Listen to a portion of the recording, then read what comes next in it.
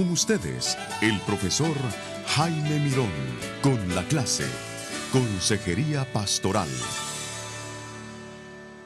Bueno, en esta segunda clase vamos a ver un modelo para solucionar problemas, pero primero vamos a terminar con la primera parte, el ejemplo del ladrón. Por ejemplo, Pablo también en Efesios 4 habla del ladrón. Cuando el ladrón deja de ser ladrón, cuando deja de hurtar, cuando deja de robar, no necesariamente, ¿verdad? Sino es interesante lo que dice Pablo. Dice cuando ya no roba más, versículo 28. Por supuesto, tiene que dejar, tiene que decir no a su vieja manera de vivir por el Espíritu Santo, pero también cuando haya sustituido el viejo desear por la norma bíblica. Ahora, según Pablo, en este versículo, hay 2 o 3 cosas que tiene que poner en su lugar. Número 1, tiene que trabajar. Pablo dice que tiene que encontrar un empleo digno.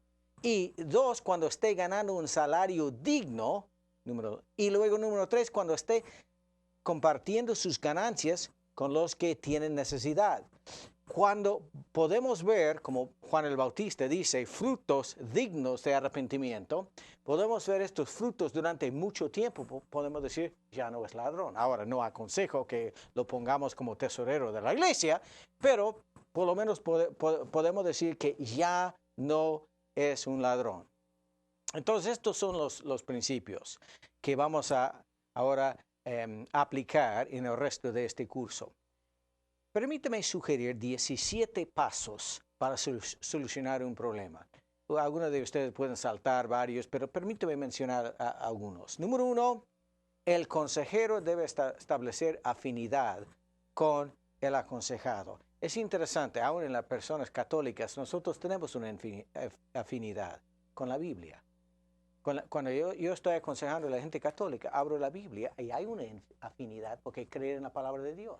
Pero en algunos países, como es en Uruguay, uno tiene que establecer una afinidad con la persona, porque no creen en la Biblia. No me refiero a la gente en la iglesia cristiana evangélica, sino en la sociedad. Generalmente yo aparto 90 minutos para el primer encuentro y después solamente 60 minutos, pero 90 minutos para conocer a la persona, para mostrar que soy una persona transparente también, que podemos charlar con toda libertad. Segundo, el consejero debe averiguar cuál es la relación personal con Dios del aconsejado. Generalmente esto sale automáticamente del diálogo, ¿verdad? Uno puede ver las palabras que usa, la manera de expresarse, pero de vez en cuando tenemos que simplemente preguntar, ¿es usted cristiano? Esto no le dice absolutamente nada, porque todo el mundo va a decir que soy cristiano porque nací en este país. Otra puede ser, ¿puede por favor contarme algo acerca de su relación personal con Dios? Entonces, esto puede provocar una respuesta que realmente le dé la información que está buscando. Número 3, el uso de preguntas para encontrar los problemas. Una de las cosas, herramientas que Dios nos ha dado son preguntas para que la gente nos conteste, para realmente entender sus problemas. Pero antes de responder, uno tiene que escuchar. El consejero bíblico tiene que aprender cómo escuchar. La Biblia dice en Proverbios 18:13, al que responde palabra antes de oír, le es fatuidad y oprobio. Entonces, otra vez voy a pedir que ustedes apaguen el video, que está viendo este video en este momento, para hacer una pequeña tarea antes de comenzar. Y la tarea es esto: apagar el video y en un papel haga una lista de las ocasiones en que usted no escucha atentamente a la gente. No me refiero al ministerio de aconsejar, a lo mejor algunos de ustedes nunca han aconsejado, pero me refiero en la casa, con los amigos, en la iglesia, ¿cuándo no escucha usted bien a la gente o atentamente a la gente? Por ejemplo, yo hice mi lista y llegué a 9 diferentes ocasiones cuando yo no escucho bien a la gente, cuando estoy cansado, por ejemplo. cuando tengo otra cosa que hacer. Un pastor me dijo hace poco que una vez estaba atendiendo a una persona y quería ver un partido de fútbol y no podía escuchar bien. Esto es la idea. Apagar el video y hacer la lista. Ahora, entonces, ¿qué hacer? Averiguar primero cuándo no preste atención. Segundo, trazar un plan para superar cada vez. Y luego, como dice Santiago, en Santiago 1, 19, 20, esperar más tiempo antes de contestar. Y una cosa que yo hago cuando estoy escuchando a una persona, en momentos oportunos, usando términos bíblicos, decir al aconsejado cómo usted entiende la situación. Mi meta es repetir lo que la persona me ha dicho de una manera más concisa usando términos bíblicos. Eso le da a la persona la confianza de que realmente estoy entendiendo. Le da a la persona la oportunidad de corregirme si estoy equivocado. Y yo no dejo pasar más de 5 minutos sin resumir lo que la persona está diciendo. Luego, hacer preguntas para clarificar la información. Ahora, esto de las preguntas es muy interesante porque yo siempre digo que hay que evitar la pregunta ¿por qué? Hay una tentación grande de usar la pregunta ¿por qué? Pero esta pregunta provoca respuestas defensivas. Por ejemplo, vamos a decir que pregunto a mi esposa, ¿por qué me hiciste huevos esta mañana? El desayuno. Entonces, ella en vez de decirme ¿por qué? Contesta, ¿acaso no te gustan? Eso es lo que pasa con la pregunta ¿por qué? Y busca motivos ¿por qué? Y esto no es tarea del consejero descubrir motivos, sino crear el ambiente donde la palabra de Dios puede hacerlo por sí misma. Hebreos 4:12. Además, Pablo dice en 1 Corintios 4:5, por tanto, no juzguéis antes de tiempo, sino esperad hasta que el Señor venga, el cual sacará a la luz las cosas ocultas en las tinieblas, y también descubrirá los designios de los corazones. Entonces, cada uno recibirá su alabanza de parte de Dios. Y también esta pregunta porque especula y, una cosa que no queremos, tiende a evitar responsabilidad. Otra tarea cuando llega a casa es analizar Génesis 3, 6 al 13. ¿Y cuáles preguntas emplea Dios en la entrevista con Adán y Eva? Y luego hacer la misma cosa con Caín en Génesis capítulo 4. Ahora, en mi matrimonio, en su matrimonio también, yo sé, usted sabe, cuando algo está molestando a su esposa. Por ejemplo, uno entra en la casa, uno puede sentir, ¿verdad?, el ambiente cuando algo está molestando. Entonces, es tiempo, la hora, para el justo uso de la palabra ¿por qué? ¿Por qué estás llamando? Llorando. ¿Qué es lo que te pasa? ¿Por qué estás tan triste? Porque detrás de la cara triste hay algo. No estoy diciendo que nunca debemos usar la pregunta ¿por qué? Pero debemos evitarlo.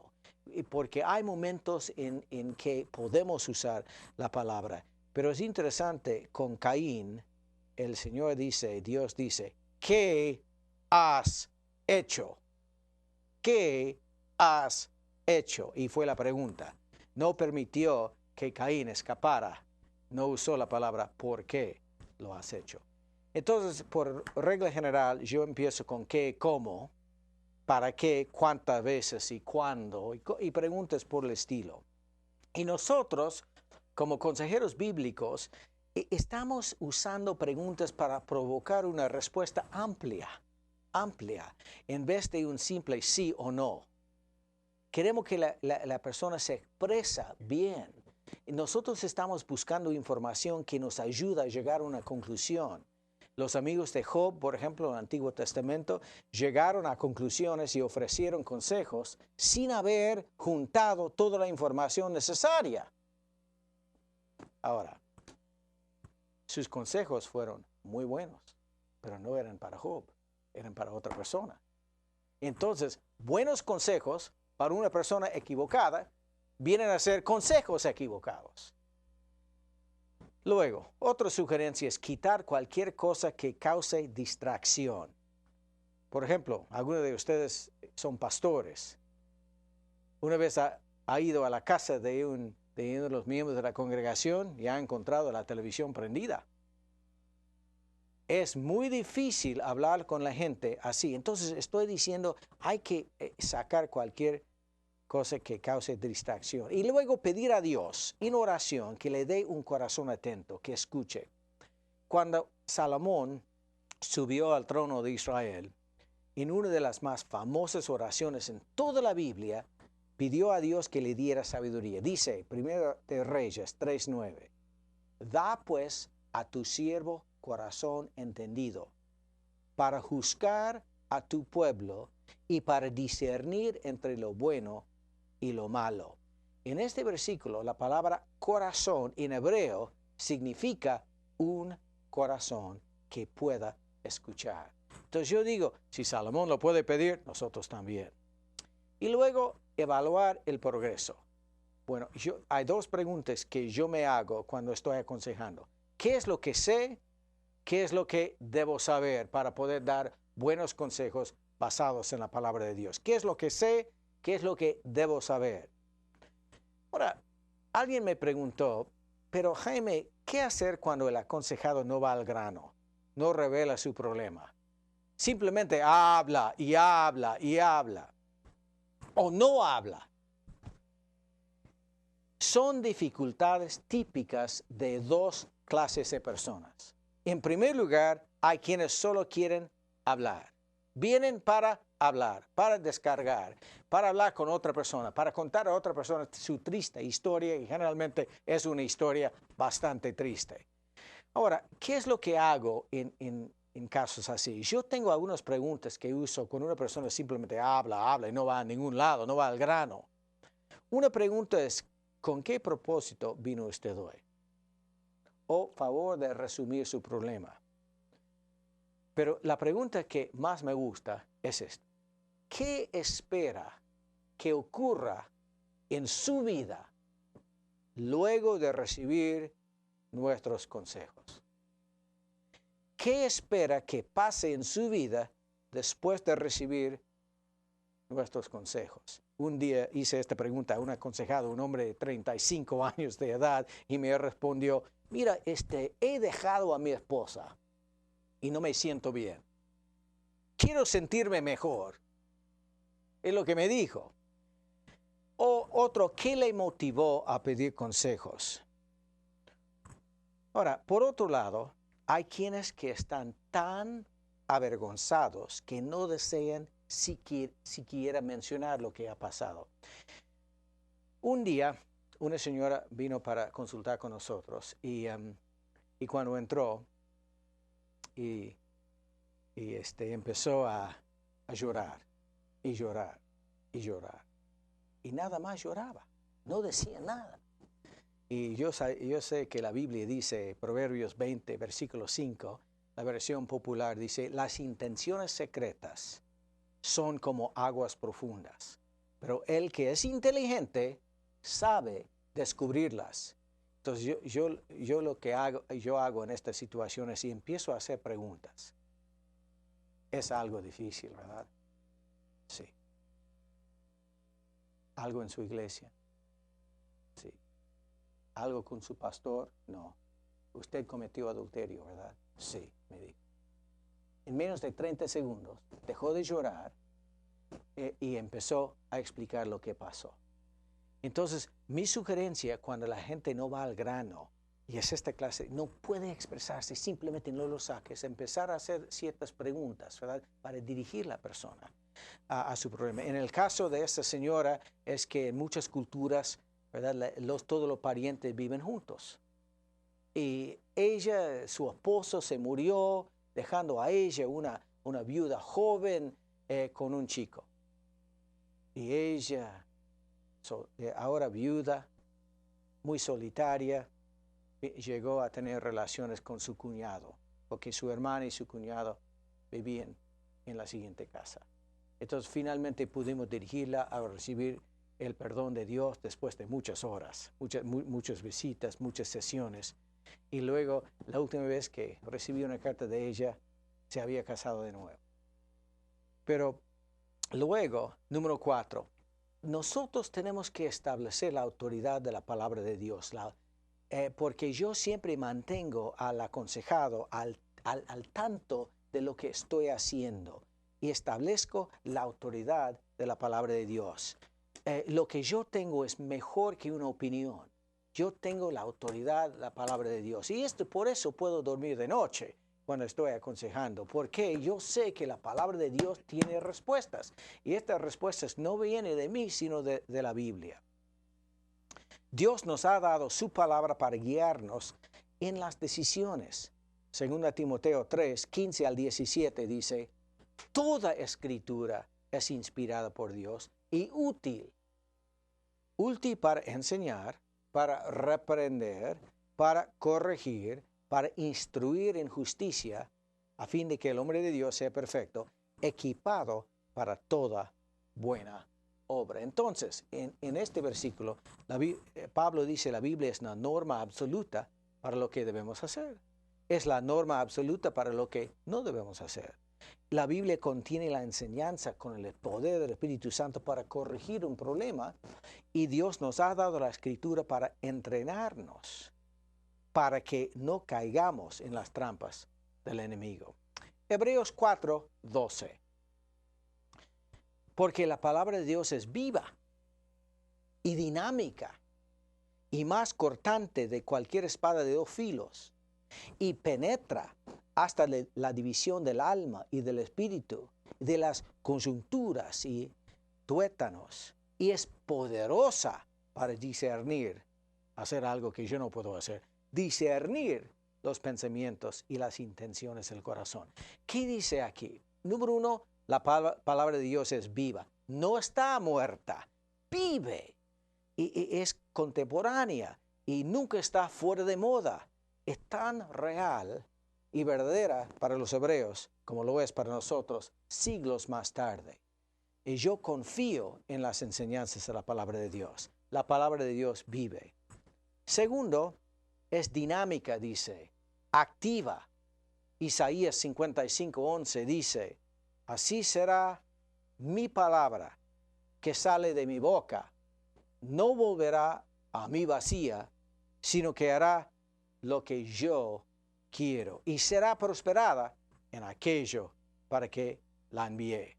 Y Pablo mismo dice que la palabra de Dios es la espada del Espíritu en Efesios 6:17.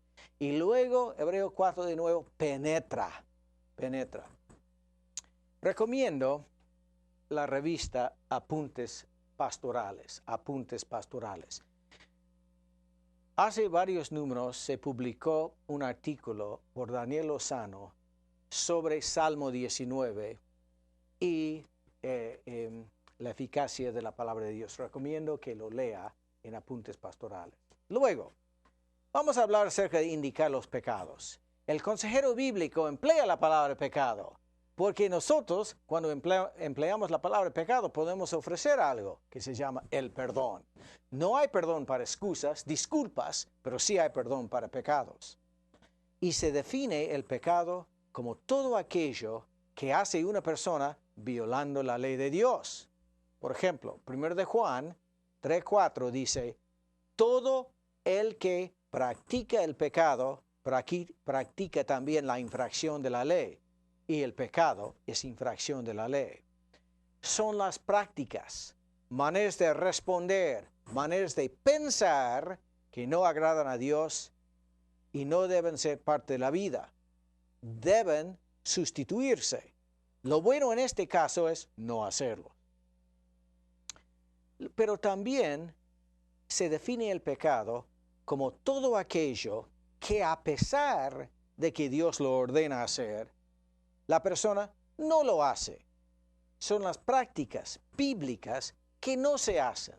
Son maneras de responder, de pensar, de actuar que agradan al Señor, pero no se encuentran en la vida del creyente. Lo bueno en este caso es hacerlos. Un día un hombre vino, con su esposa para pedir consejos matrimoniales. Y este hombre había sacado una arma de fuego y la había puesto contra la cabeza de su esposa. Y violencia en la casa. Son creyentes, ¿verdad? Y nosotros empezamos a sacar los principios de la palabra de Dios. Y uno de los principios que usamos para su caso fue: amad a vuestras mujeres, así como Cristo amó a la iglesia y se entregó a sí mismo por ella. Es una cosa que no estaba haciendo él. Entonces usamos la segunda definición de pecado para ayudarlo a poner algo en su vida. Tenía que dejar algo y tenía que poner algo en su lugar. Y lo que él tenía que poner en lugar es el amor. Entonces pasamos mucho tiempo con una definición de la palabra amor y luego maneras prácticas para aplicar la palabra amor en su vida. Número 6.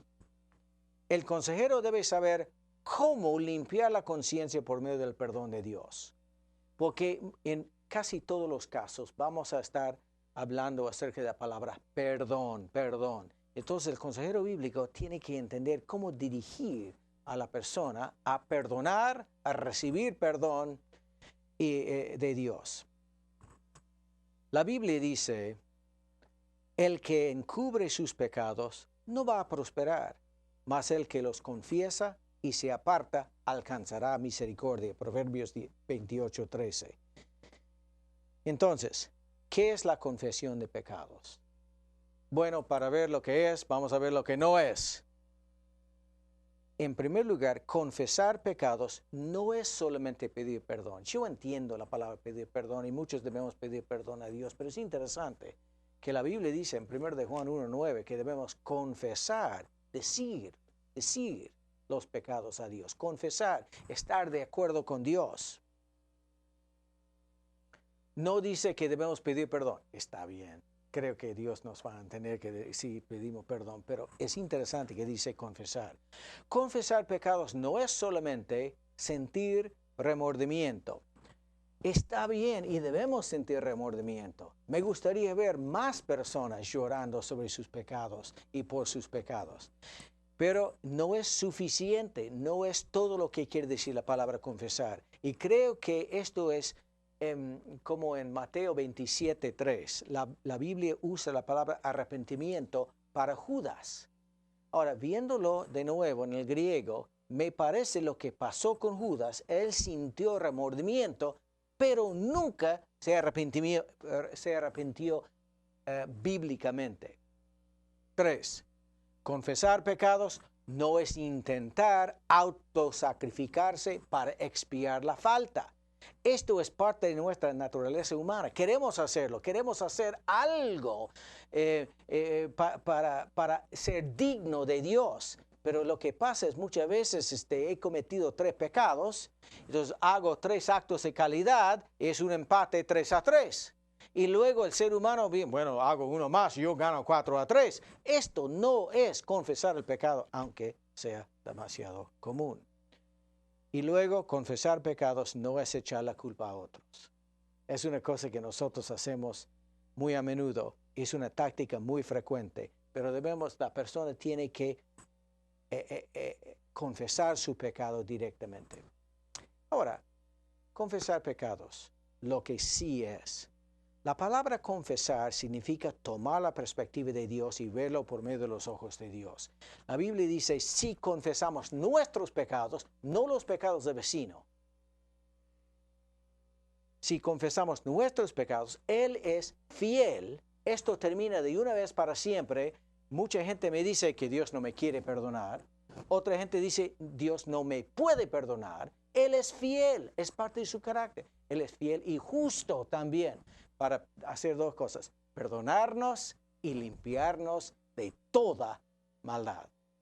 Bueno, en algunos momentos vamos a volver y seguir con la cuestión de pecado.